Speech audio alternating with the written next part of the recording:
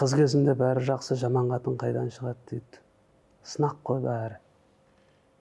Сынақ. Өйткені қанша жыл басқа жерде өмір сүріп, өзінің айтқанын істетіп, өзінің жақсы көрген адамдардың арасында жүрген адам басқа біреудің тағдырына келіп, басқа біреудің тағдырының шылбырына ілесіп кете барса мейлі, ол жақта да басқа жақтан келген адамдар бар, енесі деген сияқты. Және де басқа жаққа кетейін деп жатқан адамдар бар, қыздар деген сияқты.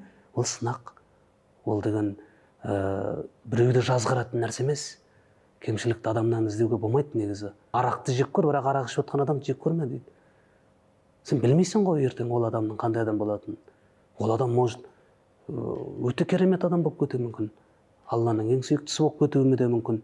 Біз білмейміз. Сол үшін де жаман қатын қайдан шығады деген ол стереотиптердің барлығын алып тастауымыз керек.